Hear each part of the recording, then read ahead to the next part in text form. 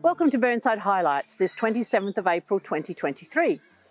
The Heritage Reference Group of the City of Burnside began to provide blue plaques for historic homes 3 years ago.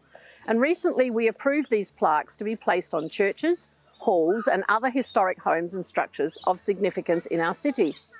There are now 16 new plaques around the city and we are visiting just 3 of them today as examples of our important history.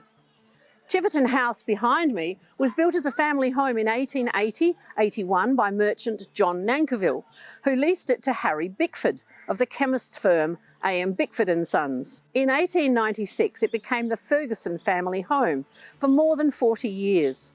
And then in 1949 it became the home of the community of the Sisters of the Church, who ran St Peter's Girls' School in North Adelaide until the school built and moved here to Stonyfell in 1957. It is now the administrative hub for the school. This is Eastwood Community Centre on Glen Osmond Road. It was originally a Bible Christian Methodist church, erected in 1880.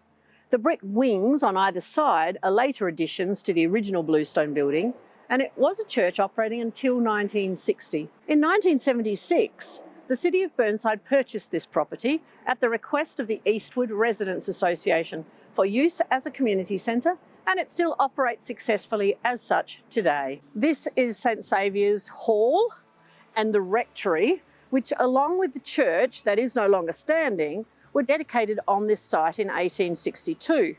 The funds for their construction were raised by a committee that included residents like Osmond Gillies and Arthur Hardy. The Bluestone Rectory, located behind the hall, was constructed in 1883 and the parish hall was added in 1898.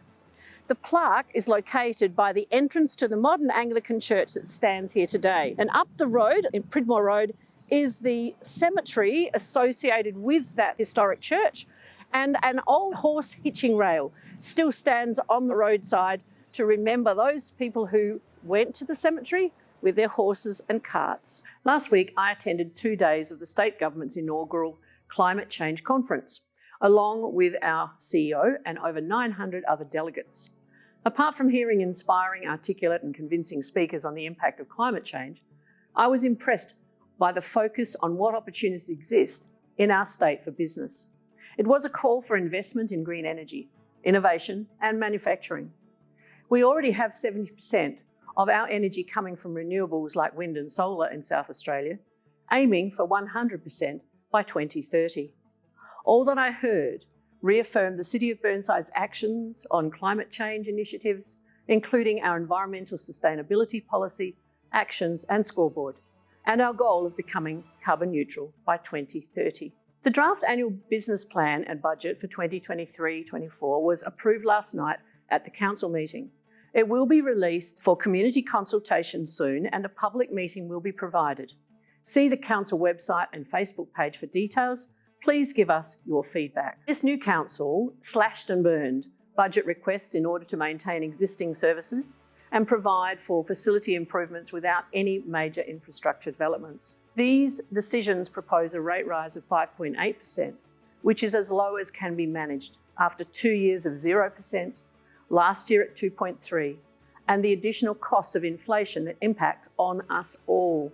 The quarry expansion at Horsnell Gully could still go ahead, after the State Government for Energy and Mining received a revised mining operations plan on the 31st of March from Hanson Construction Materials, who are the operators of White Rock Quarry. The intended scope, we believe, is to be reduced by 30% because of local resident feedback. It will be about 2 months until we hear the result. A new sediment basin is currently being completed to recycle water to reduce dust and pollution going into Third Creek. The George Bolton Swimming Centre closes this Sunday, April the 30th. Many thanks to Hazel's Cafe and to the pool management, lifeguards, instructors and staff for a great summer.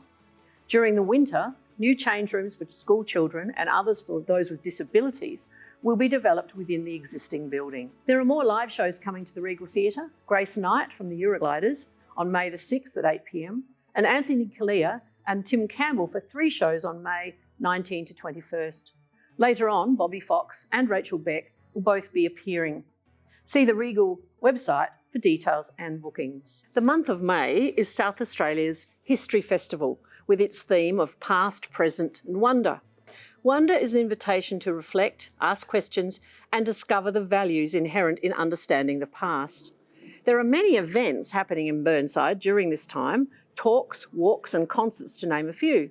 A full program can be found on our council website as well as here in the library, and it starts with a walk and talk about the history of Hazelwood Park and ends with an Australian Army Band concert and a Ghana cultural walk in Michael Perry Reserve. Over 100 people will become Australian citizens on May the 1st at the Regal Theatre. This is a very special time for the many who have overcome obstacles and have waited a long time to gain this very special recognition.